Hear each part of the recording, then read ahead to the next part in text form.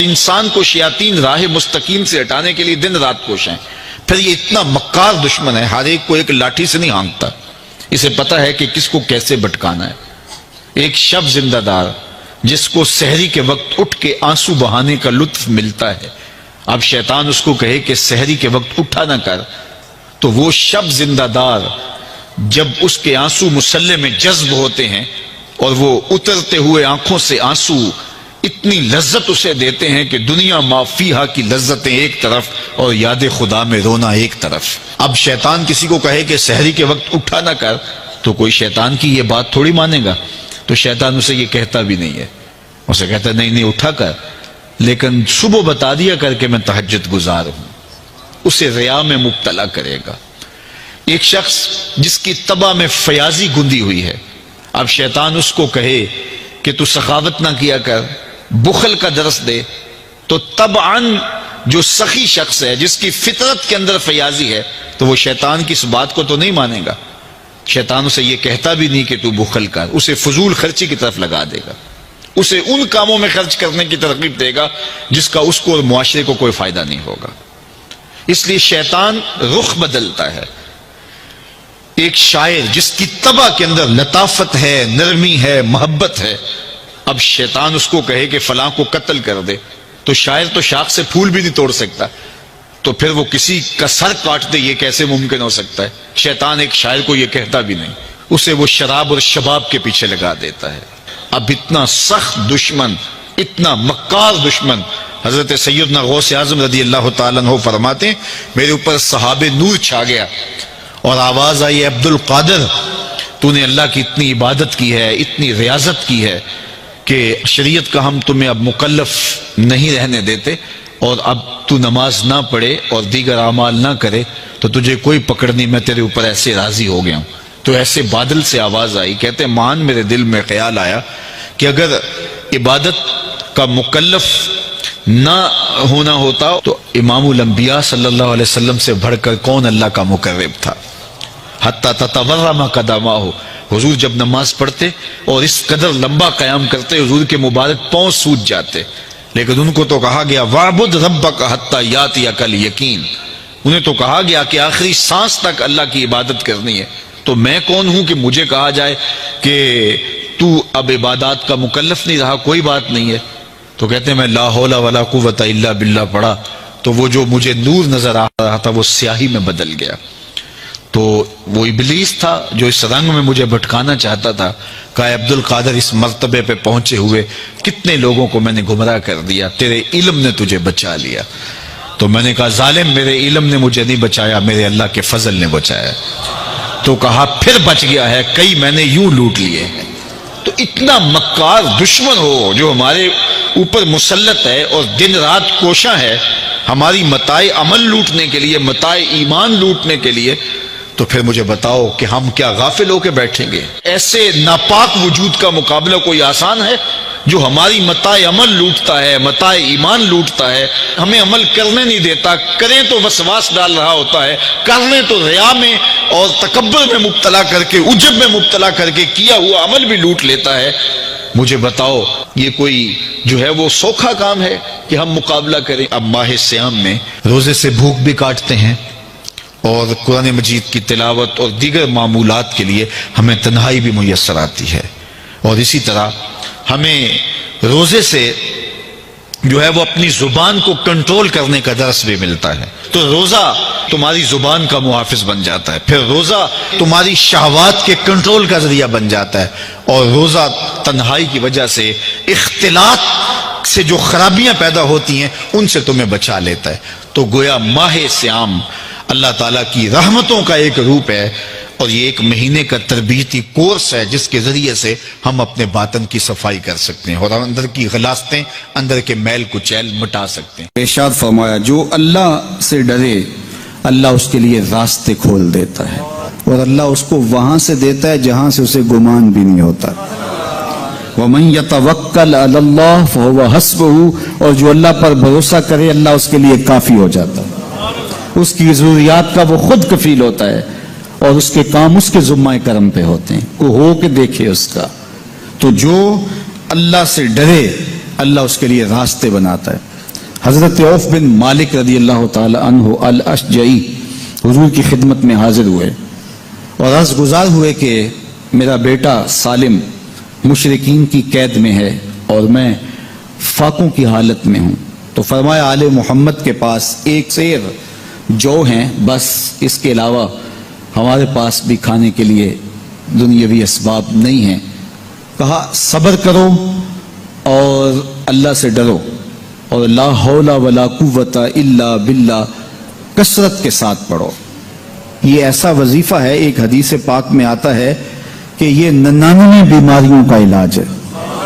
اس میں سب سے کم درجے کی بیماری ہم اور غم ہے. یہ دکھوں کا مداوع ہے، مشکلات کا علاج ہے، اور یہ وظیفہ میرے حضور نے بتایا. حضرت ابو ذر غفاری رضی اللہ تعالیٰ عنہ کو حضور نے 5 چیزیں بتائی تھیں. ان میں سے 5ویں چیز یہ تھی کہ ابو ذر کثرت کے ساتھ لا حول ولا قوت الا باللہ پڑھا کرو. فرمایا عرش الہی کے نیچے ایک خاص خزانہ ہے، یہ وظیفہ وہاں سے آیا ہے. یہ زندگی میں معمول بنا لو، جب پھنس جاؤ مشکلات میں آ جاؤ تو لا حول ولا قوت الا باللہ پڑھو، اللہ راستے کھولے گا. تو حضور نے 3 چیزیں فرمائی، اللہ سے ڈرو، صبر کرو اور کثرت کے ساتھ لا حول ولا قوت الا باللہ پڑھو. وہ فرماتے ہیں کہ میں یہ عمل شروع کیا، ابھی گھر میں بیٹھا ہی تھا کہ دروازے پہ دستک ہوئی تو میں اٹھا کہ دروازہ کھولوں دیکھوں کہ کون ہے. تو دروازہ کھولا، دیکھا میرا بیٹا کھڑا ہے اور اس کے پیچھے 100 اونٹ کھڑے ہیں. تو میں نے کہا کہ تم اور یہ اونٹ؟ کہا مجھے موقع لگ گیا، میں ان کی قید سے بھاگ آیا اور آتے آتے ان کے 100 اونٹ بھی ہانک لایا ہوں. وَيَرْزُقْهُ مِنْ حَيْثُ لَا يَحْتَسِبُ، وہ تمہیں وہاں سے رزق دے گا جہاں سے تمہیں گمان بھی نہیں ہوگا. اس کے ہو کے تو دیکھو. اللہ اکبر. اللہ کے ہو جاؤ تو پھر وہ تمہاری ضرورتوں کا کفیل ہو جائے گا. فرمایا حضرت عبداللہ ابن مسعود رضی اللہ تعالیٰ عنہ نے کہ کسی شخص کو فقر و فاقہ آ جائے تو وہ لوگوں کو بتائے کہ میں آج کل بڑے مشکل حالات میں ہوں، ہر وقت لوگوں کو بتاتا رہے تو اس کی مشکل بڑھے گی، اس کی مشکلیں آسان نہیں ہوں گی اس طرح. اور اگر وہ اپنی اس مشکل کو کسی سے شیئر نہ کرے بلکہ مصلی بچھا کے اپنے رب سے کہے کہ مالک فقر و فاقہ آ گیا ہے اور اس کا علاج تیرے پاس ہے، اس مرض کا مداوع تیرے پاس ہے. تو حضرت عبداللہ ابن مسعود فرماتے ہیں کہ رسول کریم نے فرمایا جلد یا بدیر اللہ اس کو مالا مال فرما دے گا. یہ بھی کبھی کر کے دیکھو. مشکل آ جائے، فاقہ آ جائے، مصیبت آ جائے، کسی سے نہ کہو، صرف اپنے رب سے کہو، پھر دیکھنا اس کی کرم نوازیوں کا می کیسے برستا ہے. فرمایا اللہ پر بھروسہ کرنے کا جو حق ہے اگر وہ تم ادا کر دو وہ تمہیں ایسے رزق عطا کرے جیسے پرندوں کو عطا کرتا ہے.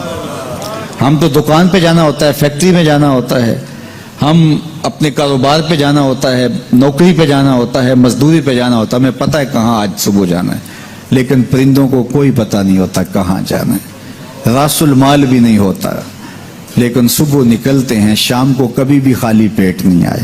بن توکل پنچھی اڑ دے، خرچ نہ پلے زیرا ہو.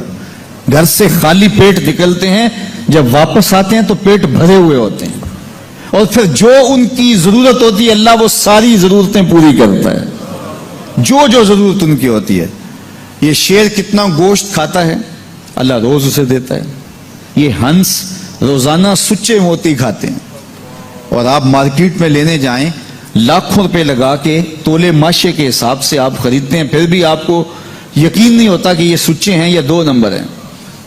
اور ہنس دنیا پہ کروڑوں جانور پائے جاتے ہیں، روز کھاتے ہیں، صبح بھی، شام بھی، دوپہر بھی، پیٹ بھر کے کھاتے ہیں، اللہ روز انہیں عطا کرتا ہے. کہا اس پہ تھے تو بوڑھے بزرگ جو مسجد میں جانے سے قاصر تھے وہ گھروں میں بیٹھ کے قرآن پڑھتے ہوتے تھے، اور عموماً ظہر کے وقت بھی اور صبح کے وقت بھی گھروں سے قرآن پڑھنے کی آوازیں آیا کرتی تھی.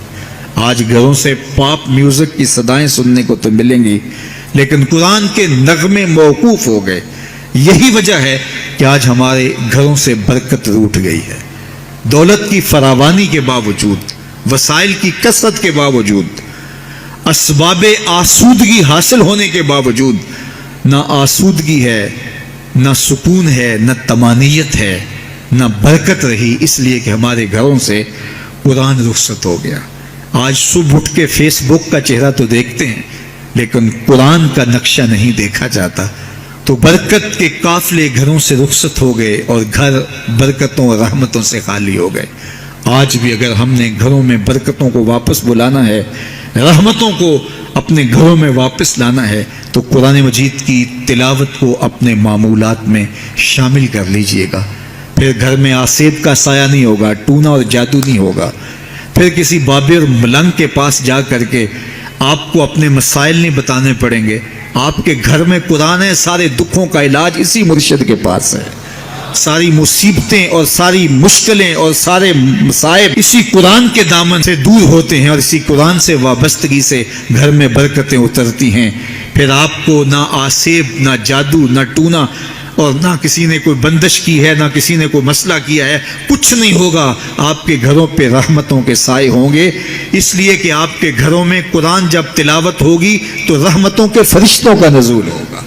تو جب رحمتوں کے فرشتے تمہارے گھر میں اتریں گے تو پھر کوئی مصیبت، کوئی پریشانی، کوئی بندش، کوئی دکھ آپ کے گھروں میں نہیں ہوگا۔ اس لیے قرآن مجید کی تلاوت کو اپنے معمولات زندگی میں شامل کیجئے۔ دیکھیے یہ رمضان المبارک کا مبارک مہینہ اکثر گھروں کے اندر قرآن مجید کی تلاوت کا معمول رہا، اور جو دن باقی ہیں ان ایام میں تلاوت کلام مجید کا معمول باقی رہے گا، تو اس کی برکتیں آپ اپنی آنکھوں سے دیکھ رہے ہیں۔ اور اگر یہ پورا سال ہمارے گھروں میں معمول باقی رہے، ہماری صبح کا آغاز ہی قرآن مجید کی تلاوت سے ہو، بیٹیاں بھی قرآن کھول کے صبح بیٹھ جائیں اور بیٹے بھی قرآن کھول کے بیٹھ جائیں، بوڑھے بھی قرآن کھول کے بیٹھ جائیں، جوان بھی قرآن کھول کے بیٹھ جائیں، تو مجھے بتائیے کہ کتنی رحمات اور کتنی برکات کا گھروں میں نزول ہو۔ تو اس لیے اپنے گھروں میں قرآن مجید کی تلاوت کے معمول کو کبھی بھی ترک نہ کیجیے، چاہے روز کے 2 صفحے پڑھیے، قرآن مجید کی تلاوت کے معمول کو باقی رکھیے، اور اگر اللہ آپ کو نصیب کرے تو اس کو مفہوم اور ترجمے کے ساتھ پڑھنے کی کوشش کیجیے، تاکہ قرآن کا جو ہمارے نام پیغام ہے وہ بھی ہم سمجھ پائیں کہ قرآن ہمیں کیا بتا رہا ہے اور ہمیں کیا میسج دے رہا ہے، تاکہ ہماری زندگیاں اس پاکیزہ کتاب کی روشنی اور کتاب کے اجالوں میں بسر ہو۔ اور یہ کتاب اللہ کا تیسرا حق ہے کہ اس کو مفہوم و مطلب کے ساتھ سمجھنے کی کوشش کریں۔ یہ ہمارے رب کا ہمارے نام پیغام ہے۔ اللہ کا شکر ہے اس وقت ہم وقت کو گزار رہے ہیں، چونکہ ہم قرآن مجید کا درس سننے اور سنانے میں مصروف ہیں۔ اگر ہم یہاں نہ ہوتے،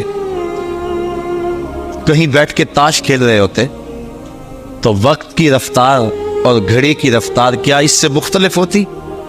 وہ اسی رفتار سے چل رہی ہوتی، لیکن پھر وقت ہمیں گزار رہا ہوتا، لیکن اب وقت کو ہم گزار رہے ہیں۔ کہا ایک تو فقیروں کی اس بات نے مجھے بڑا نفع دیا اور میں وقت کو گزارا ہے، وقت نے مجھے نہیں گزارا۔ دوسری بات فقیروں کی جو میرے لیے بڑی نفع بخش ثابت ہوئی وہ یہ ہے کہ درویش کہتے ہیں، اللہ والے لوگ کہتے ہیں کہ اپنے آپ کو نیکی کے کام میں لگا دو ورنہ نفس تمہیں برائی کے کام میں لگا دے گا۔ آپ اپنے آپ کو کھینچ کے یہاں لے آئے نا، اگر نہ یہاں کھینچ کے لاتے اور نفس مجھے یا آپ کو کسی اور جگہ لے جاتا تو پھر ہمارا وقت کتنا برباد ہوتا۔ تو کہا تم کھینچ کے اپنے آپ کو نیکی کے کام پہ لگا دو ورنہ نفس جو ہے وہ تمہیں برائی کے کام پہ لگا دے۔ بلکہ صوفیاء کے ہاں اس بات کا خیال رکھا جاتا ہے کہ وقت کا زیادہ اچھا مصرف کیا ہے، بہتر سے بہتر کی تلاش۔ حضرت اویس کرنی رضی اللہ تعالیٰ عنہ حضور کی زیارت نہیں کر سکے، بوڑھی ماں تھی جن کی خدمت ان کو حضور کی زیارت سے روکے ہوئے تھی، بلکہ حضور اپنی قمیص کے بٹن کھول کے یمن کی طرف رخ کر کے لمبی لمبی سانسیں لیتے اور فرماتے ہیں مجھے یمن سے یار کی خوشبو آ رہی ہے۔ تو کسی نے کہا حضور وہ اتنا آپ اس سے پیار کرتے ہیں اور وہ ملنے بھی نہیں آیا آپ کو؟ کہا اس کی بوڑھی اور نابینا ماں ہے جس کی خدمت اسے میرے حضور آنے سے روکے ہوئے، اور کوئی اویس بن عامر کو ملے اور میرا سلام کہے۔ اور اس کو کہے کہ میری امت کی بخشش کی دعا کرے۔ معلوم ہوا جو ماں باپ کے خدمت گزار ہوتے ہیں ان کی دعائیں رد نہیں ہوتی۔ حضرت عمر اور حضرت علی المرتضی رضی اللہ تعالیٰ عنہ گئے دور فاروقی میں حضرت اویس کو ملنے کے لیے۔ خیر ملاقات ہو گئی تو جا کے حضور کا سلام دیا، بس اویس کی آنکھوں سے جھرنے پھوٹنے لگے آنسوں کے، تڑپ گئے، بدن پہ کپ کپی، آنکھوں میں آنسو، اور بار بار پوچھتے تھے میرے رسول کے لبوں پہ میرا نام کیسے آیا تھا، کیسے حضور نے کہا تھا اویس کو میرا سلام دینا۔ اللہ اکبر۔ کچھ دیر گفتگو ہوئی تو حضرت اویس کرنی نے ہاتھ آگے بڑھاتے ہوئے کہا اچھا پھر آپ نے بھی آخرت کی تیاری کرنی ہوگی، میں نے بھی آخرت کی تیاری کرنی ہے، حشر کے دن ملاقات ہوگی۔ تو دیکھیے کہ یہ لوگ وقت کے کتنے قدردان ہیں اور وقت کی اہمیت کو کتنا سمجھتے ہیں۔ جس قدر وقت کو فقیر لوگوں نے مینج کیا ہے دنیا کا کوئی شخص نہیں کر سکتا۔ یار 90 لاکھ لوگوں سے تو ہم ساری زندگی میں ملتے نہیں ہیں، اور غریب نواز نے 90 لاکھ کو کلمہ پڑھا دیا، تو کیسے وقت کو استعمال کیا؟ امام بخاری کو دیکھیں، امام غزالی کو دیکھیں، امام رازی کو دیکھیں، حضرت امام احمد بن حنبل کو دیکھیں، ان لوگوں کا کام دیکھیں، امام احمد رضا کو دیکھیں، 1600 کتابیں لکھ دینا کوئی تماشا لب بام تھوڑا ہے۔ تو کیسے انہوں نے وقت کو گزارا اور وقت کی اہمیت کو جانا، اور ہم ہیں کہ اپنا وقت ضائع کر رہے ہیں۔ چائے والے کھوکھے پہ بیٹھ کے تو وقت گزر گیا، اور حمام پہ بیٹھے تو وقت بیت گیا، گپ شپ شروع ہوئی تو بس اس پہ وقت لگ گیا۔ والذین هم عن اللغو معرضون، وہ لغویات سے اعراض کرتے ہیں۔ آگے سورہ فرقان ہے اسی 18ویں پارے میں، وہاں فرمایا کہ جب وہ لغو سے گزرنے کی نوبت آ جائے تو عزت سے گزر جاتے، وہ باندر کا تماشا دیکھنے رک نہیں جاتے۔ ان کے مقاصد جلیل ہیں، ان کی زندگی کے بڑے مقاصد ہیں، وہ اپنی زندگی کو ان مقاصد کے حصول کے لیے لگا کے بیٹھے ہوئے ہیں، تو اب وہ اپنے وقت کو ضائع نہیں کرتے۔ تو کہا محبوب مجھے قسم تیرے زمانے کی، انسان خسارے میں۔ اب انسان تو خسارہ ماننے کو تیار نہیں ہے، وہ کہتا میں تو خسارے میں نہیں ہوں، میں تو ہواؤں کے دوش پہ اڑتا ہوں، میں تو کائنات کو نخچیر بنایا ہوا ہے، زمانہ میرا باج گزار ہے، ستاروں پہ کمندے میں ڈال چکا ہوں، میں اپنی زندگی کو آسائشوں سے بھر لیا ہوا ہے، کہاں وہ گھاس پھوس کے جھونپڑے اور کہاں عالی نصف کوٹھیاں، کہاں کھانے کے لیے نان شبینہ بھی میسر نہیں تھا، اور کہاں اتنے کھانے کہ انتخاب مشکل ہو جاتا ہے، کہاں پیوند لگے ہوئے کپڑے، اور کہاں اتنے لباس ہیں کہ بدلنے کی باری نہیں آتی ہے۔ تو میں تو خسارے میں نہیں ہوں، میں تو ہواؤں کے دوش پہ اڑتا ہوں، میں تو سمندر کی تہوں میں اتر جاتا ہوں، میں تو پوری دنیا کو گلوبل ولیج بنا لیا ہوا ہے، میں تو کائنات کا سارا حسن کشید کر لیا ہے، میں تو خسارے میں نہیں ہوں۔ اللہ کہتا ہے محبوب مجھے قسم تیرے زمانے کی یہ خسارے میں ہے، یہ خسارہ ماننے کو تیار نہیں، اور اللہ کہتا ہے محبوب مجھے تیرے زمانے کی قسم یہ خسارے میں۔ تو امام راضی فرماتے ہیں، آپ فرماتے ہیں جو خسارہ ہے یہ انسانیت کا ہے، اگر یہ ہواؤں کے دوش پہ اڑتا ہے تو یہ انسان کا کمال نہیں ہے، یہ تو چڑیا بھی اڑتی ہے، یہ تو مکھی بھی اڑتی ہے، اگر یہ پانی میں تیرتا ہے تو یہ تو مچھلی بھی تیرتی ہے، اگر اس نے آسائشیں اور سہولتیں اپنے لیے تلاش کر لی ہیں تو وہ تو دوسری مخلوقات کو بھی حاصل ہیں۔ تو انسان کا خسارہ ہے، انسان کا یہ جو عروج جس کی یہ کہانی سنا رہا ہے یہ حیوانیت کا عروج ہے، اس کی انسانیت کہاں گئی؟ ہواؤں کے دوش پہ تو اڑتا ہے لیکن من کی دنیا سے تو نا آشنا ہے، یہ ستاروں پہ کمندے تو ڈال رہا ہے، ہمسائے کی تو خبر نہیں سے کو، یہ دنیا کے اوپر بڑا باخبر شخص ہے لیکن اسے جو ہے وہ اپنے من کی خبر بھی نہیں ہے۔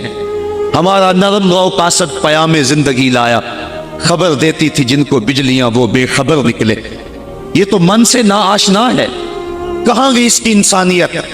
یہ ہواؤں میں اڑتا ہے، اگر چاند کی چھاتی پہ قدم رکھ چکا ہے وہاں سے خاک لا کے دکھاتا پھرتا ہے کہ یہ میں نے جو چاند سے خاک جو ہے وہ اکٹھی کی تھی اور یہ دیکھو میں تمہارے سامنے رکھ رہا ہوں۔ تو زمین پہ پہلے تھوڑا بوجھ تھا کہ اور خاک لے آیا، इंसानियत को इसका क्या फायदा हुआ?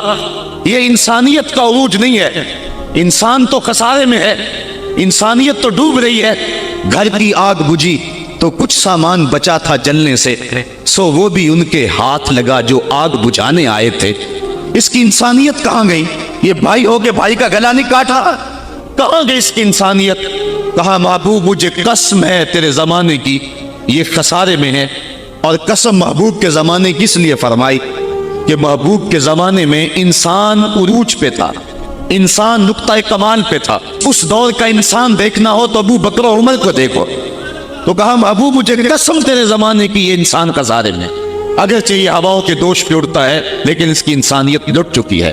और अगर इसने इंसान देखना है तो महबूब आए तेरे दौर में। ये तो भाई भाई का गला काट रहा है, खून सफेद हो गया। एक्सीडेंट में जो बच जाते हैं वो मरने वालों की घड़ियां उतारते हैं। इसकी तो हालत इंसानी जो है वो बर्बाद हो चुकी है। लेकिन हुस्न देखना है इंसानियत का तो आए तेरे दौर में। जब एक शख्स जख्मों से चूर तड़प रहा है और कहता है आज हाय मुझे प्यास लगी, एक बंदा कहीं से पानी का प्याला लिए उसकी प्यास बुझाने के लिए आगे बढ़ता है और उसको पानी देता है, और वो भी होठों तक ले आता है कि दूसरी तरफ से आवाज आती है आज, तो ये प्याला उसी वक्त पीछे कर देता है और कहता है मेरे भाई को शायद ज्यादा प्यास लगी है, पहले उसे दे दो, मुझे बाद में देना। और ये जब उसके पास जाता है और वो पानी पीने लगता है तो तीसरी जगह से आवाज आती है, ये उसे पानी देता है तो चौथी जगह से आवाज आती है, हत्ता कि 7 अशखास के पास पानी लेके जाता है और हर एक आगे तरजीह देता है। और जब वो 7वें शख्स के पास पहुंचता है तो पहले के कराने की आवाज बढ़ जाती है। ये कहता है पीछे भाग, पहले उसे पानी दे। और जब ये पलट के आता है तो उसकी रूह परवास कर जाती है। फिर दूसरे के पास जाता है तो उसकी रूह परवास कर जाती है। पानी का एक प्याला और 7 आदमी जिंदगी और मौत की कश्मकश में, नज़ा का आलम, और एक दूसरे को तरजीह दे रहे हैं। कहा यह था हुस्न इंसानियत का। महबूब जो तेरे जमाने में था, मुझे कसम तेरे जमाने की ये इंसान खसारे में है। अगर खसारे से बचना है तो दामन मोहम्मद का थामना हो। इल्लल्लज़ीना आमनू का बयान इस पे गवाही दे रहा है। तो ये इंसान का खसारा है, इंसानियत का खसारा है। शेखजादा ने बैजावी के हाशिए में एक और खसारे का पहलू बयान किया हजरत अली मुर्तज़ा रज़ियल्लाहु ताला अन्हु से। आप फरमाते हैं खसारा ये है, ये इंसान की जो सांसें हैं, हम लम्हा लम्हा समझते हैं कि हम बड़े हो रहे हैं, लेकिन हम मौत के करीब हो रहे हैं। ये सांसें मौत की तरफ बढ़ने वाले कदम है। तो ये है इंसान का खसारा जो अपनी सांसों के जरिए कर रहा है। इमाम राज़ी लिखते हैं कि एक शख्स फट्टे पे रख के बर्फ बेच रहा था, और एक बुजुर्ग कहते हैं कि मुझे इन्नल इंसान लफ़ी हुस्न का तर्जुमा समझ में नहीं आता। जब अल्लाह करम नवाजी फरमाने लगे तो फिर हिदायत के सामा उसके लिए बनते चले जाते हैं, और जब किसी की बेहतरी का अल्लाह इरादा न करे तो उसे कुरान से भी हिदायत नहीं मिलती है। तो वो कहते हैं मैं गया बाजार में, समरकंद का बाजार था, वहां एक आदमी फट्टे पे रख के बर्फ बेच रहा था और आवाज क्या लगा रहा था, तवज्जो चाहूंगा, कह रहा था इरहमू मैं यजूबो रासो माले ही, और मेरे पे रहम करो, मुझसे बर्फ ले लो। अगर तुमने बर्फ खरीदने में देर कर दी तो मैं कमाई क्या करनी है, जो मैंने पैसे लगाए हैं वो भी मेरे लुट जाएंगे, मेरा रासुल माल भी बर्बाद हो जाएगा। क्योंकि बर्फ ऐसा सौदा है कि अगर गाहक वक्त पे ना पहुंचे तो नुकसान हो जा रहा है। कोई और चीज है, आज नहीं बिकी तो कल बेच लेंगे, कल नहीं तो परसों बेच लेंगे, लेकिन बर्फ का अगर गाहक वक्त पे ना आया तो कमाई क्या करनी है, रासुल माल भी लुट जाएगा। तो वो जाने वालों को कह रहा था इरहमू मैं यजूब रासो माले ही, और मेरे पे रहम करो, मुझसे बर्फ ले लो। अगर तुमने देर कर दी तो मेरा असासा भी लुट जाएगा, मेरा रासुल माल भी बर्बाद हो जाएगा। तो वो बुजुर्ग फरमाते जब उसने ये बात कही तो मुझे इन्नल इंसान लफी खुस्र का तर्जुमा समझ में आ गया। मैंने कहा कि हम भी अपने सांसों की बर्फ को पिघला रहे हैं, और कतरा कतरा जिस तरह बर्फ पिघलती है, सांस सांस करके जिंदगी पिघल रही है। अगर जल्दी जल्दी इन सांसों के बदले में नेकियां ले लेते हैं तो ये जिंदगी बच जाएगी, वरना ये जिंदगी बर्फ की तरह पिघल रही है। इन्नल इंसान लफी खुस्र, इंसान खसारे का सौदा कर रहा है, लम्हा लम्हा मौत के करीब हो रहा है। ये समझ रहा है मैं बड़ा हो रहा हूं, लेकिन ये छोटा हो रहा है। जब गिनती उल्टी शुरू हो जाए तो काम जल्दी जीरो पर आ जाता है। کسی کی 60 سے، کسی کی 70 سے، کسی کی 100 سے گنتی الٹی شروع ہے، اور لمحہ لمحہ ہم موت کی طرف بڑھ رہے ہیں. یہ انسانیت کا خسارہ ہے. ایک مفسر ہوا تبا تبائی ہے، تو ویسے ڈاماڈول، لیکن بات بڑی پتے کی لکھ گیا. وہ کہتا ہے خسارے کا ایک اور پہلو بھی ہے، اور اس میں میں آپ کی تھوڑی سی توجہ بھی چاہوں گا. وہ کہتا ہے خسارہ یہ ہے کہ اللہ نے ایک شے کو ایک حسن دیا ہے تو دوسرے حسن سے اسے محروم رکھا ہے، تو وہ شے کہتی ہے کہ میں خسارے میں. اس کی مثال وہ کہتا ہے یہ پھول ہیں، ان میں خوشبو ہے لیکن روشنی نہیں ہے. اندھیرے میں آپ ان سے چراغاں نہیں کر سکتے. تو پھول کہیں گے ہم خسارے میں، ہمارے میں خوشبو تو ہے لیکن روشنی نہیں. چاند میں روشنی ہے لیکن اس میں خوشبو نہیں ہے. تو چاند کہتا ہے میں خسارے میں کہ میرے میں روشنی تو بڑی ہے، میرے دم سے کائنات میں اجالے تو پھیل جاتے لیکن خوشبو نہیں ہے، میں خسارے میں. ایک بچہ کہتا ہے میرے میں بچپنے کی معصومیت تو ہے لیکن جوانی کا پاکپن نہیں ہے، لہذا میں خسارے میں. ایک جوان کہتا ہے میرے میں جوانی کا حسن تو ہے لیکن بڑھاپے کا تجربہ نہیں، لہذا میں خسارے میں. اور ایک بوڑھا کہتا ہے کہ میرے میں بڑھاپے کا تجربہ تو ہے لیکن اب بچپنے کی وہ معصومیت کا، وہ کاغذ کی کشتی، وہ بارش کا پانی. اور اقبال کہتا ہے، آپ کے شعر اقبال میں آیا ہوں، وہ کہتا ہے کہ جنبش زنجیر در سے لطف آتا تھا مجھے. وہ کنڈی بھی ہلتی تھی تو اس سے بھی لطف آ جاتا تھا. آج تو نغمے بھی نہیں نہ بہلاتے، لیکن اس بچپن میں کنڈی کے ہلنے سے بھی لطف آ جاتا تھا تو غم بھول جایا کرتے تھے. وہ کیا کسی نے کہا تھا کہ اپنے جل جانے کا بھی احساس نہیں تھا، جلتے ہوئے شعلوں کو چھیڑا کرتے تھے. اب تو ایک آنسو بھی رسوا کر جاتا ہے، بچپن میں جی بھر کے رویا کرتے تھے. اب تو وہ رونے کا حسن بھی نہیں نہ رہا. تو کہا کہ میرے پاس بڑھاپے کا تجربہ تو ہے لیکن بچپنے کی معصومیت نہیں ہے، لہذا میں خسارے میں ہوں. ایک شب زندہ دار کہتا ہے کہ میرے پاس سحری کے آنسو تو ہیں لیکن علم کا باقپن نہیں ہے. اور ایک عالم کہتا ہے کہ میرے پاس علم کے کمال تو ہیں لیکن تہجد کے سجدے نہیں ہیں، لہذا میں خسارے میں ہوں. بلبل کہتی ہے میرے لہجے میں تو حسن ہے لیکن میرے بازوؤں میں طاقت نہیں ہے، لہذا میں خسارے میں ہوں. شیر کہتا میرے بازوؤں میں تو طاقت ہے لیکن میرے پیر نہیں ہے کہ میں اڑ سکوں، لہذا میں خسارے میں ہوں. کوئل کہتی ہے میرے لہجے میں تو جادو ہے لیکن رنگ میرا کالا ہے، لہذا میں خسارے میں ہوں. مور کہتا ہے میرے پروں میں تو حسن ہے لیکن میرے پاؤں بدصورت ہیں، لہذا میں خسارے میں ہوں. تو وہ کہتا ہے کہ کائنات کی ہر شے کسی نہ کسی طرح خسارے میں ہے. لیکن پھر کہتا ہے اگر تمہیں شوق ہو کہ ایک ذات ایسی بھی دیکھے جس میں خسارہ نہ ہو تو آؤ مدینے کی گلی میں آ جاؤ. حسن کی ساری شوقیاں، جمال کے سارے کریمے اور حسن کا سارا باغپن اگر ایک ذات میں دیکھنے کا شوق آ جائے، حسن یوسف دم عیسیٰ ید بیسا داری ہما دارند آنچ بوبا تو تنہا داری. کائنات حسن جب پھیلی تو لا محدود تھی اور جب سمٹی تو تیرا نام بن کے رہ گیا. اگر یہ شوق ہو کہ کائنات کے سارے حسن ایک پیکر میں دیکھیں تو کہا اس کے لیے میں نے ایک محمد ہی بنا دیا. سارے حسن ایک پیکر میں آپ کو ملیں گے، سارے کمال اور سارے جمال اور سارے عروج اور ساری عزتیں اور سارے مراتب آپ کو ایک ذات میں جمع ملیں گے. اور محمد ہوتا ہی وہ ہے جو مجمع کمالات ہو. تو کہا کہ یہ ہے ایک خسارے کا پہلو، اور کائنات میں ایک ہی شخص ہے جو خسارے سے بچا ہوا ہے. اب جو اس ذات سے وابستہ ہوگا وہ بھی خسارے سے بچ جائے گا. الا الذین آمنوا، جس کے ہاتھ میں یہ دامن ہو وہ خسارے سے بچ جائے گا، ورنہ خسارے سے کوئی بچ نہیں سکتا. نہ دولت بچا سکتی ہے، نہ اقتدار کی بچھی ہوئی مسندیں خسارے سے بچا سکتی ہے، نہ کوئی اور انسان کو دنیاوی کمال خسارے سے بچا سکتا ہے. اگر خسارے سے بچنا ہے تو ہاتھوں میں دامن مصطفیٰ لینا ہوگا.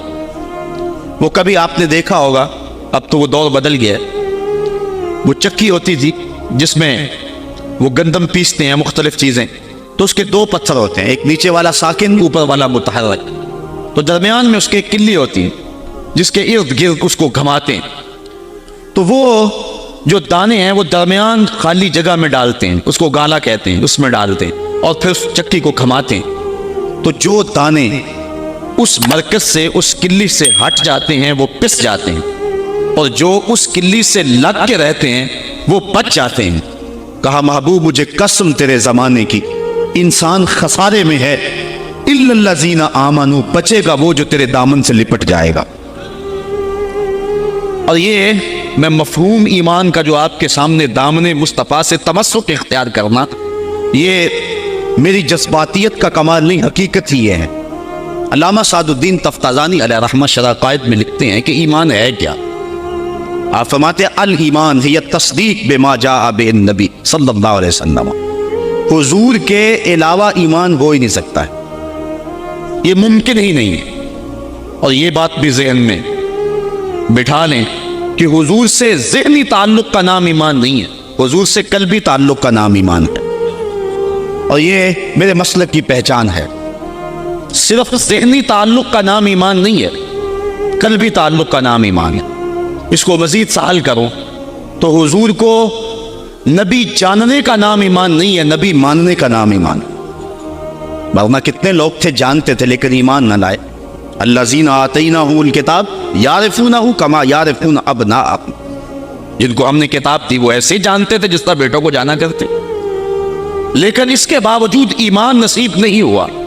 ایمان جاننے کا نام نہیں ہے، ایمان ماننے کا نام ہے۔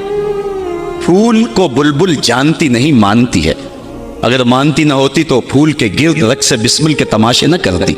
شمع کو جانتے سارے ہیں لیکن مانتا صرف پروانہ ہے۔ تو ایمان جاننے کا نام نہیں ہے، ایمان ماننے کا نام ہے۔ اور جہاں تک جاننا بمعنی ادراک ہے تو وہ تو آج تک میرے رسول کو کوئی جان ہی نہ سکا۔ سب سے زیادہ قربت تو حضرت سیدنا صدیق اکبر رضی اللہ تعالیٰ عنہ کو حاصل، ان کو بھی کہہ دیا یا ابا بکر لم یعرفنی حقیقتاً غیر ربی، سفر و حضر میں میرے ساتھ رہے، سن لو میری حقیقت کو میرے رب کے علاوہ کوئی بھی نہیں جانتا ہے۔ بلکہ ایک مقام پہ فرمایا لی مع اللہ وقت لا یسعنی فیہ نبی مرسل ولا ملک مقرب، میرا اور میرے رب کا معاملہ ایسا ہے کہ درمیان میں نہ کوئی نبی آ سکتا ہے، نہ کوئی رسول اور پیغمبر آ سکتا ہے، اور نہ کوئی فرشتہ مقرب درمیان میں آ سکتا ہے۔ تو جہاں تک تعلق ہے حضور کو جاننے کا بمعنی ادراک، تو آج تک حضور کو اللہ کے علاوہ کوئی جان ہی نہیں سکا ہے۔ مولوی کا تو دماغ خراب ہو گیا کہ وہ مسجد میں ترازو رکھ کے بیٹھ گیا اور نبی کو تولنے لگا۔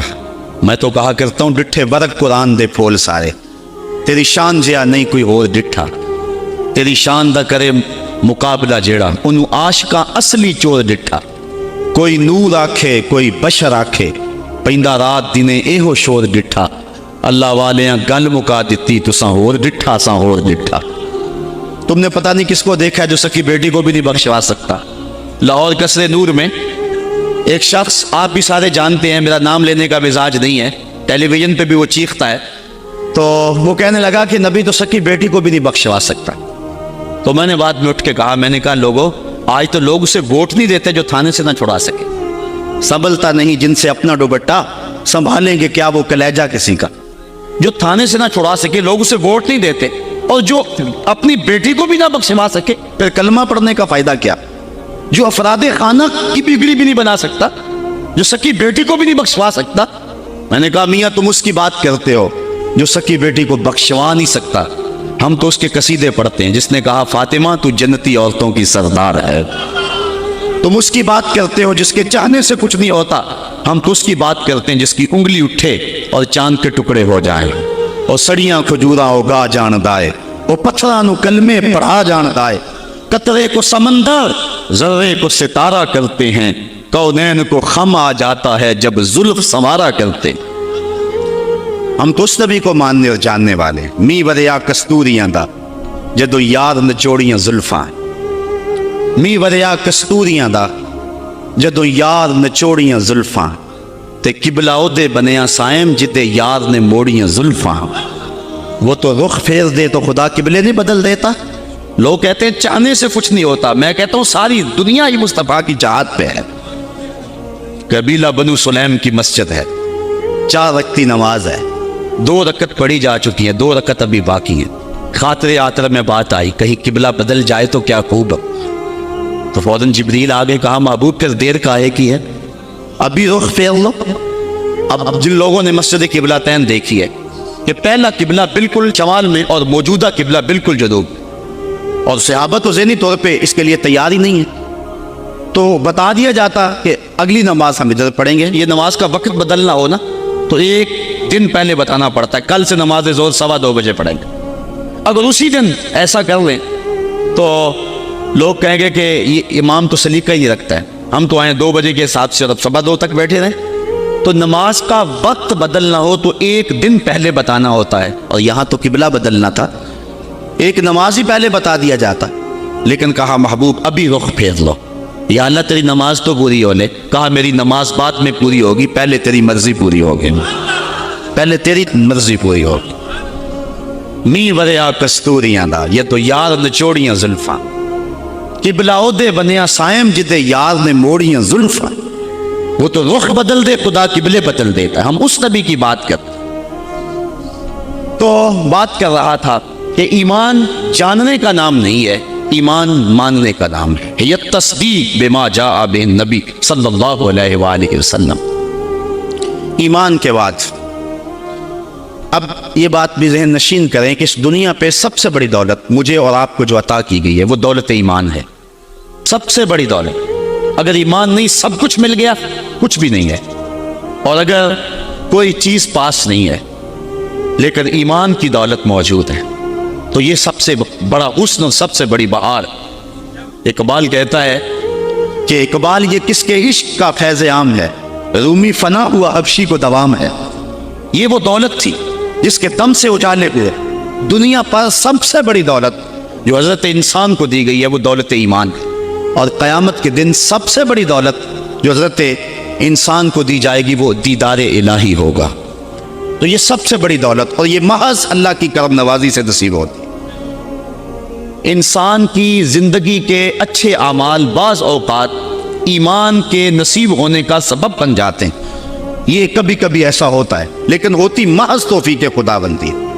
اس کی مثال جس طرح المچاشی فرزدق شاعر کا دادا حضور کی خدمت میں حاضر ہوتا ہے اور آقا کریم کی خدمت میں حاضر ہو کر کے اسلام کی دولت سے مالا مال ہوتا ہے، اور پھر عرض کرتا ہے حضور میں نے اپنے زمانہ جاہلیت میں 360 بچیوں کو زندہ درگور ہونے سے بچایا، تو کیا مجھے اس نیک عمل کا جو زمانہ جاہلیت میں نے کیا اس کا کوئی صلہ ملے گا؟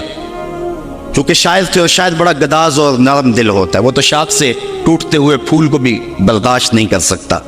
وہ کیا کہا تھا اقبال نے، دل نہیں شاعر کا ہے کیفیتوں کی رستخیز، کیا خبر تم کو درون سینہ کیا رکھتا ہوں میں، سچ اگر پوچھے تو افلا سے تخیل ہے وفا، دل میں ہر لہجہ نیا محشر بپا رکھتا ہوں میں، در غم دیگر بسوزو دیگر آرا ہم بسوز، گفتبت روشن حدیث گر توانی دار ہوش، کہہ گئے ہیں شاعری جزویست از پیغمبری، ہاں سنا دے پڑھ کے ان کو پیغام میں سروش۔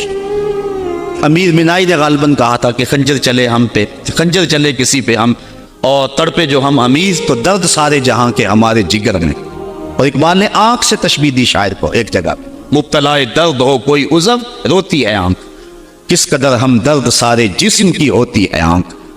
تو جب کوئی ظالم باپ اپنی بیٹی کو زندہ درگور کرنے لگتا تو یہ کہتا کہ میں تڑپ گاپن مٹنیاں دے کر کے اس بچی کی جان چھڑا لیتا، اس طرح میں نے 360 بچیوں کی جان چھڑائی، کیا زمانہ کفر میں کیے گئے میرے اس نیک عمل کی مجھے کوئی جزا ملے گی؟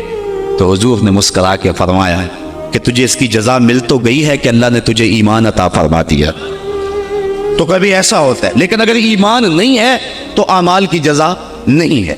اسی لیے الا الذین آمنوا وعملوا الصالحات، اعمال کی جزا بصورت ایمان اگر مل جائے تو مل جائے، اور اگر ایمان نہیں ہے تو پھر آخرت میں لا خلا کوئی حصہ نہیں ہے۔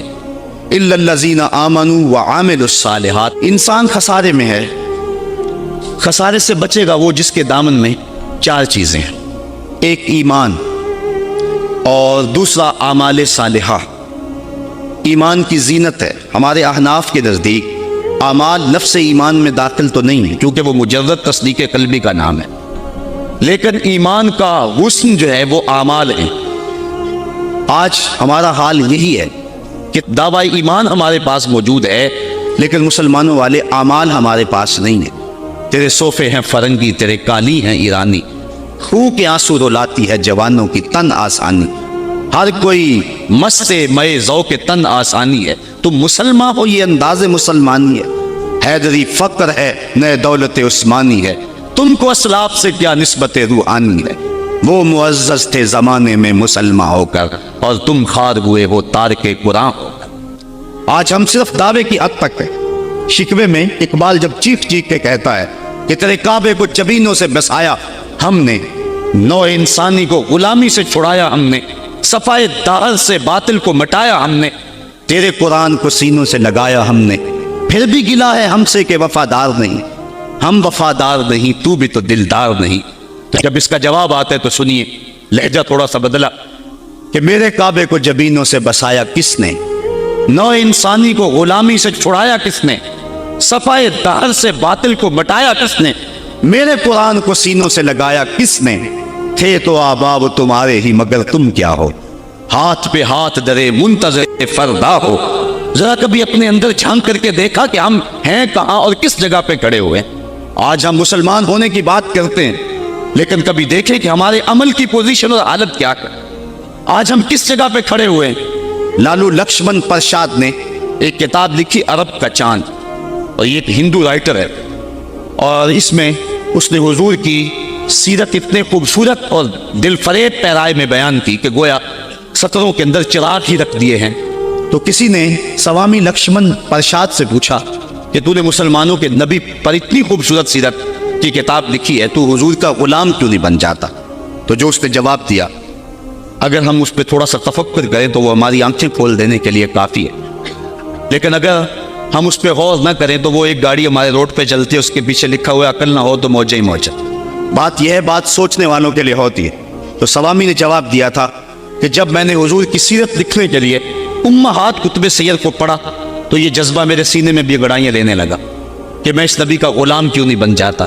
لیکن جب میں مسلمانوں کے کردار کو دیکھتا ہوں تو میں کہتا ہوں میں ہندو ہی ٹھیک ہوں. ہمارا کردار لوگوں کے ایمان کے راستے میں رکاوٹ بنا ہوا.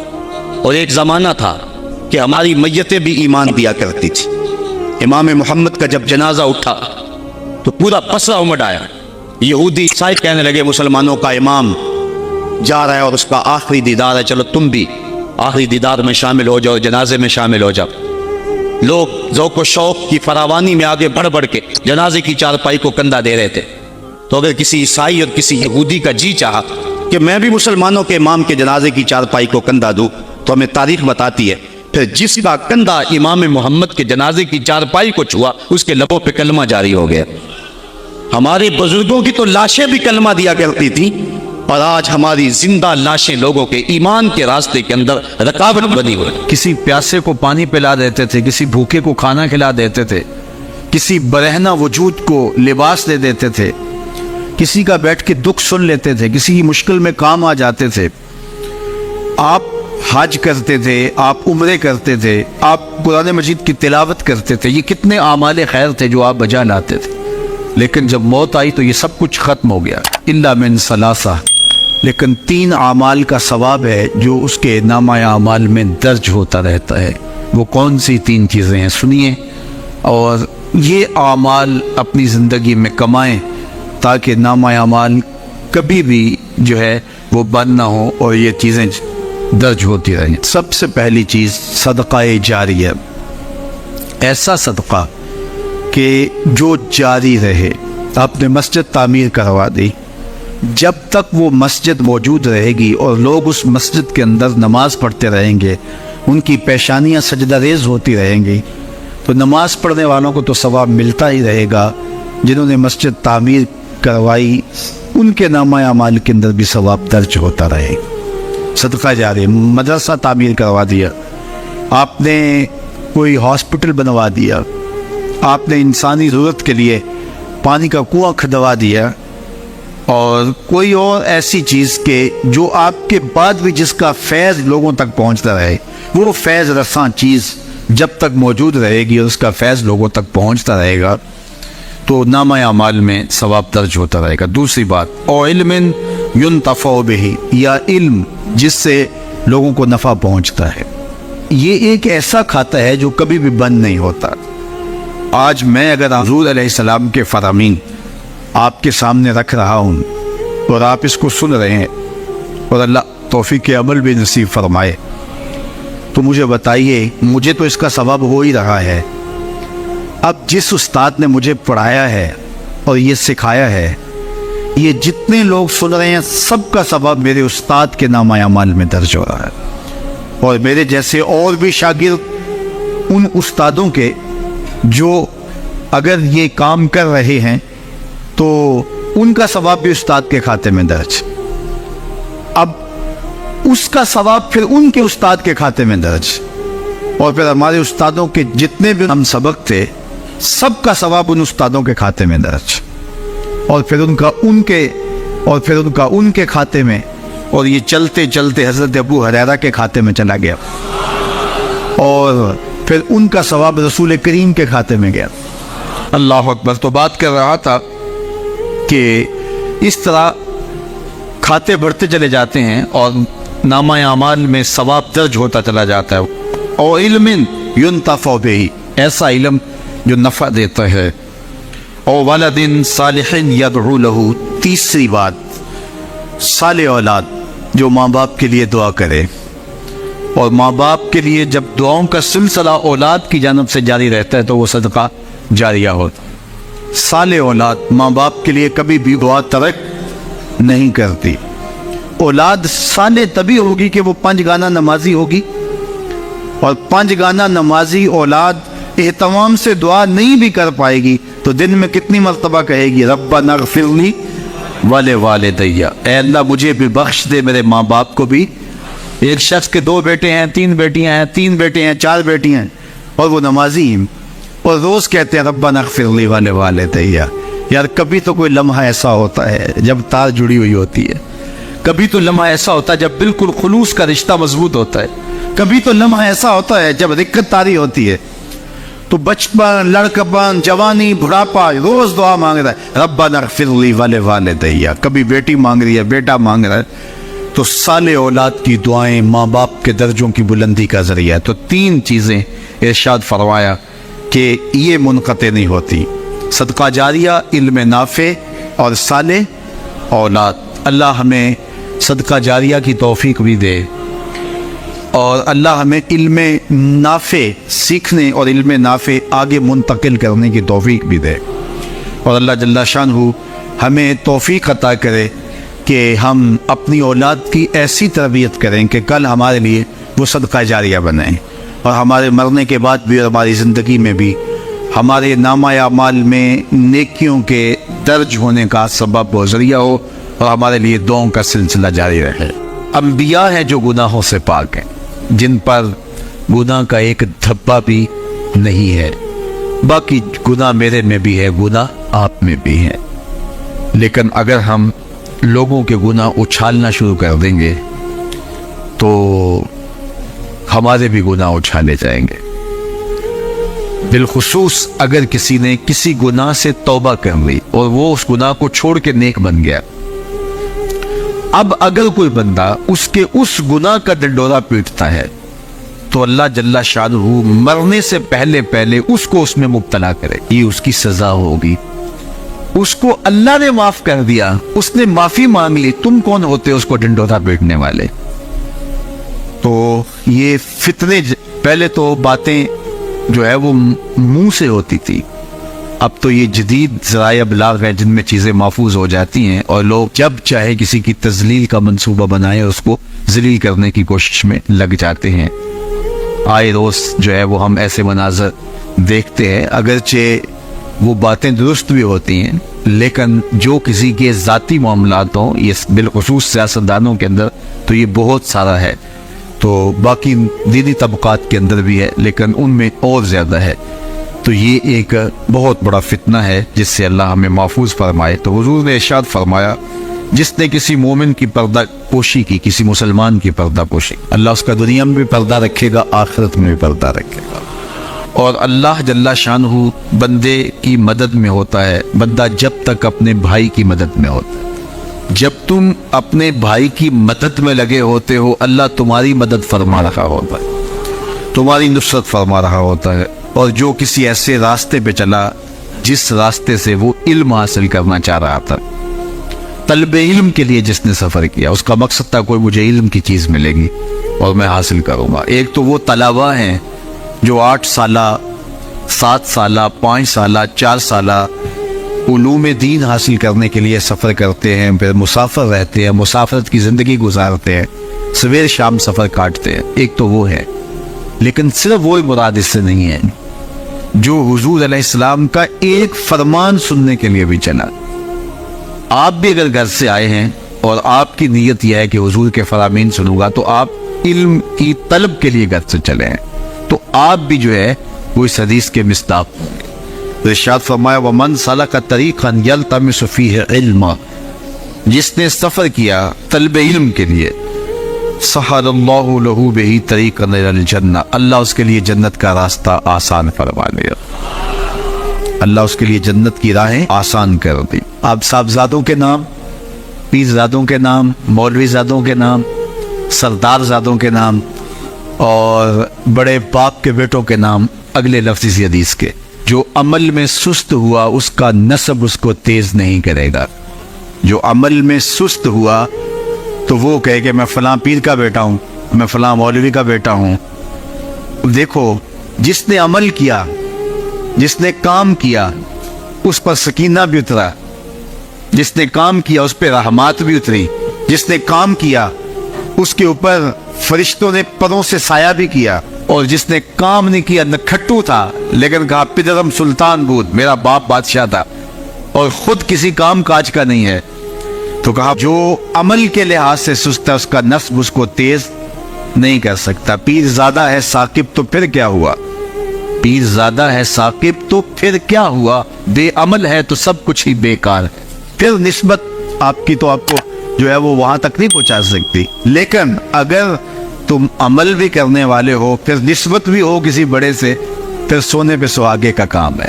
دودھ اندر جے کھنڈ لائیے مزہ ہو جاوے دمان، پھر سونے پہ سہاگا ہے۔ کب؟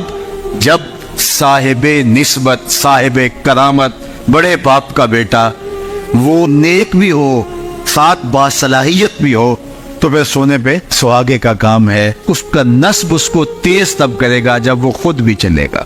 رسول کریم صلی اللہ علیہ وآلہ وسلم نے ارشاد فرمایا بلغوا عنی ولو آیہ، میری جانب سے بات آگے پہنچاؤ، تبلیغ کرو، میری طرف سے دیا گیا پیغام، میری طرف سے تمہارے تک پہنچایا گیا کوئی قول، اس کو آگے روایت کرو، اگرچہ وہ ایک آیت ہی کیوں نہ ہو۔ وحدثوا عن بنی اسرائیل ولا حرج، اور بنی اسرائیل سے جو روایات اور جو حکایات مروی ہیں ان کو آگے روایت کر دو، اس میں کوئی حرج نہیں ہے۔ اسرائیلیات کو بھی روایت کر سکتے ہو جس میں لوگوں کا بھلا ہے، لوگوں کا فائدہ ہے، اصلاح پر مشتمل پچھلے انبیاء علیہ السلام کے واقعات ہیں اور لوگوں کے لیے ہدایت کا بہت کچھ سامان ہے اسرائیلیات میں سے، ان کو بھی روایت کرو، اور میری جانب سے بھی اگر تمہیں کوئی ایک آیت بھی پہنچے تو اس کو بھی آگے پہنچاؤ۔ لیکن ساتھ یہ بات ارشاد فرمائی جس نے میرے اوپر کوئی جھوٹ باندھا جان بوجھ کے، وہ جانتا ہے کہ یہ جھوٹ ہے اور اس نے میری طرف سے اس کو روایت کر دیا، تو آقا کریم نے فرمایا کہ وہ اپنا ٹھکانہ جہنم میں بنا لے۔ تو حضور علیہ السلام کی حدیث کو روایت کرتے ہوئے پوری احتیاط کے دامن کو تھامنے کی ضرورت ہے، کہ آج کل یہ سوشل میڈیا کا زمانہ ہے کہ جو بھی رتب و یاب سے آیا اس کو آگے روایت کر دیا، آگے اس کو شیئر کر دیا، اور بہت ساری ایسی چیزیں ہیں جن کا حضور علیہ السلام کی مبارک حدیث سے کوئی تعلق نہیں ہوتا۔ تو ایک تو آپ اس حوالے سے بہت زیادہ محتاط رہیں، اور جو ذمہ دار لوگ ہیں ان کی طرف سے آئی ہوئی چیز کوئی آگے آپ فارورڈ کر سکتے ہیں تاکہ آپ اس حدیث کی وعید کا شکار نہ ہوں۔ فرمایا جو میری جانب سے جانتے بوجھتے جھوٹ کو آگے منتقل کر دیتا ہے، میرے اوپر جھوٹ باندھتا ہے، تو وہ اپنا ٹھکانہ جہنم میں بنا لے۔ اور دوسری روایت، جس شخص کی بلائی کا اللہ ارادہ کرتا ہے اس کو دین کی سمجھ عطا کر دیتا ہے، دین کا فہم نصیب کر دیتا ہے۔ وَإِنَّمَا أَنَا قَاسِمٌ، वल्लाहु युअती, اور فرمایا میرا اللہ عطا کرنے والا ہے اور میں بانٹنے والا ہوں۔ رسول کریم صلی اللہ علیہ وسلم کا ایک اور فرمان سن لیجئے۔ آقا کریم نے ارشاد فرمایا لا حسد الا فی اثنتین، حسد نہیں ہے، یہاں حسد بمعنی رشک ہے، مگر دو لوگوں کے معاملے میں رشک کرنا جائز ہے۔ وہ شخص جس کو اللہ نے مال دیا، اس مال کو وہ راہ حق میں خرچ کرتا ہے، تو ایسے مالدار پر رشک کرنا جائز ہے۔ کاش کہ میں بھی صاحب مال ہوتا تو میں اس سے زیادہ خوبصورت مسجد تعمیر کرواتا، میں صاحب مال ہوتا تو میں اس طرح کے 10 مرکز تعمیر کروا دیتا۔ تو رشک کیا جا سکتا ہے، تو یہاں حسد بمعنی رشک ہے۔ تو فرمایا کہ حسد جائز نہیں ہے، لیکن دو اشخاص پر، ایک وہ جس کو اللہ نے مال دیا اور اس کو وہ مخلوق خدا کی بہتری کے لیے خرچ کرتا ہے، وَرَجُلٌ آتَاهُ اللَّهُ حِکْمَةً، اور وہ شخص جس کو اللہ تعالیٰ نے حکمت دی، دانائی عطا کی، علم دیا، فقاہت کے نور سے مالا مال کیا، اور وہ اس دی گئی حکمت سے، اس دانائی کے ساتھ فیصلے کرتا ہے اور اس کو لوگوں تک پہنچاتا ہے، اس کو سکھاتا ہے، تو اس پر رشک کیا جا سکتا ہے کہ آج یہ مسند انصاف پہ بیٹھ کے فیصلے کرتا ہے، مسند تدریس پہ بیٹھ کے لوگوں کو دین سکھاتا ہے، ممبر و محراب میں اللہ کے دین کے پیغام کو اوروں تک پہنچاتا ہے، تو یہ دل میں آرزو پیدا ہو، یہ دل میں تمنا پیدا ہو، کاش کہ اس مسند پہ میں بھی بیٹھوں اور میں بھی اللہ کے دین کو لوگوں تک پہنچا سکوں۔ تو یہ آرزو اگر سینے میں پیدا ہو اور کسی شخص سے رشک پیدا ہو، تو یہ رشک محمود ہے، نامحمود نہیں ہے۔ تو یہ علم کے لیے ترغیب ہے کہ اللہ جل شانہ سے ایسی دعا مانگنی، ایسی آرزو پالنا اور ایسی توقع رکھنی درست اور جائز ہے۔ حضور علیہ السلام نے ارشاد فرمایا جس نے کسی شخص کی مصیبت کو دور کیا، کسی مومن کی تکلیف کو دور کیا، وہ تکلیف کسی بھی قبیل سے ہو سکتی ہے، وہ بیماری تھی اس کے علاج میں مدد کی، اس نے کہیں جانا تھا سواری پہ بٹھا کے لے گیا، وہ بھوکا تھا اس کو کھانا کھلا دیا، اس کی جوان بچی تھی اور گھر کی دہلیز پہ بوڑھی ہو رہی تھی، اس نے شادی میں مدد دے دی، اس کی کوئی بھی تکلیف، کوئی بھی مصیبت جس میں وہ پھنسا تھا اس سے اسے نکالا۔ اللہ تعالیٰ اس کے لیے دنیا اور آخرت میں آسانیاں پیدا کرتا ہے۔ اگر آپ یہ چاہیں کہ میری زندگی سہل گزرے تو لوگوں کی زندگیوں کو سوکھا کر دو۔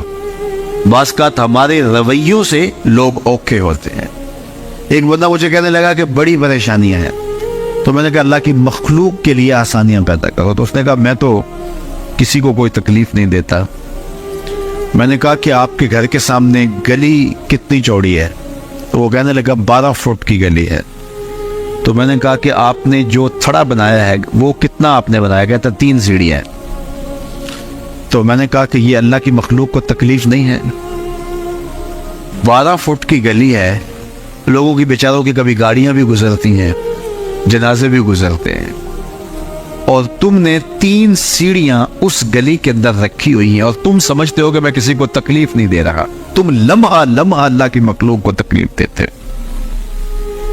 لمحہ لمحہ میں گزرا ایک گلی سے تو اچانک لائٹ چلی گئی تو میرا گھٹنا زور سے ٹکرایا تو زخمی ہوا۔ کتنے دن زخمی نہیں، پرانی بات ہے۔ تو وہ کسی نے اپنے گھر کے سامنے 3 فٹ اونچا گٹر بنایا ہوا، 8-10 فٹ گلی ہے اور 2 فٹ کا گٹر اونچا بنایا ہے، اور گلی سے ہم جا رہے ہیں تو گھٹنا لگا اور زخمی ہوا۔ پتہ نہیں کتنوں کے زخمی ہوئے ہوں گے، کئی بیمار گرے ہوں گے، لیکن اس نے اس کو ہٹایا نہیں ہے، اس لیے کہ وہ سمجھتا ہے کہ گلی پر اتنا تو میرا حق ہے کہ میں اتنی پہ قبضہ کروں۔ تو وہ اللہ کی مخلوق کو تکلیف دے رہا ہے، اللہ کی مخلوق کو اذیت پہنچا رہا ہے۔ اپنی موٹر اس نے باہر لگائی ہے، 10 مرلے کا مکان ہے، سب کچھ اس کے مکان کے اندر موجود ہے۔ اس نے ایک جگہ واش روم بھی اس نے بڑا چوڑا لمبا بنایا ہوا ہے، لیکن 3 سیڑھیوں کے لیے اندر جگہ نہیں ہے، 3 سیڑھیوں کے لیے باہر اللہ کی مخلوق کو تکلیف دے رہا ہے۔ تو اللہ کی مخلوق کو جس قبیل سے بھی آپ تکلیف دو، آپ اگر اونچی آواز کرتے ہو جس سے ہمسایہ تنگ آتا ہے، تو یہ بھی اللہ کی مخلوق کو تکلیف دینے کے وقت۔ ہمارے دین نے تو ہمیں کس قدر آسانیاں سکھائی ہیں, کس قدر سہولتیں ہمارے دین نے ہمیں دی ہیں, اور لوگوں کی جان سوکھی رہے, لوگوں کو تکلیف میں مبتلا نہ ہونے دے, لوگوں کو اذیت میں مبتلا نہ ہونے دے. میں تو یہ بھی دیکھتا ہوں کہ لوگ 12 فٹ کی گلی ہے اور اس کے اندر دکان ہے, تو سامنے اس طرف کا جو ہے وہ موٹر سائیکل کھڑا کر کے تو اندر سے جو ہے وہ کوئی چیز خرید رہے ہوتے ہیں, تو باہر سے کوئی بیچارہ آ کے ہارن دے رہا ہو, کھلو جا, کوئی نہیں نکالی پہ. یعنی یہ بدتمیزی کی انتہا ہے, اور یہ ہمارے معاشرے کا المیہ ہے. لوگوں کے لیے اذیتیں پیدا کرنا, لوگوں کے لیے تکلیف پیدا کرنا, جبکہ ہمارے دین کی تعلیمات یہ ہے کہ دوسروں کے لیے آسانیاں پیدا کرو, دوسروں کے لیے جو ہے وہ خیر پیدا کرو تو تمہارے لیے خیر پیدا ہو. تو اس لیے فرمایا گیا کہ جس نے کسی شخص کے لیے آسانی پیدا کی تو اس کے لیے بھی آسانی پیدا ہوگی, لیکن صرف دنیا پہ نہیں ہوگی بلکہ اس کے لیے اس کے بدلے میں آخرت میں بھی آسانی پیدا ہوگی. تو یہ اگر ہم مزاجی زندگی بنا لیں تو وقت نہیں لگتا کوئی اس پہ, تو اللہ تعالیٰ جل شانہ آسانیاں پیدا کر دیتا ہے. ویسے بھی آپ کسی کی دل جوئی کریں, کسی شخص کی مدد کریں, کسی کے لیے آسانی پیدا کریں محض اللہ کی رضا کے لیے, آپ کے اندر جو طمانینت اترے گی, جو ٹھنڈ پڑے گی, اس کا کوئی جواب ہی نہیں ہے. تو لوگوں کے لیے آسانیاں پیدا کریں, لوگوں کے لیے راحتوں کا سامان بنے, تمہارا وجود لوگوں کے لیے خیر کا ذریعہ بنے.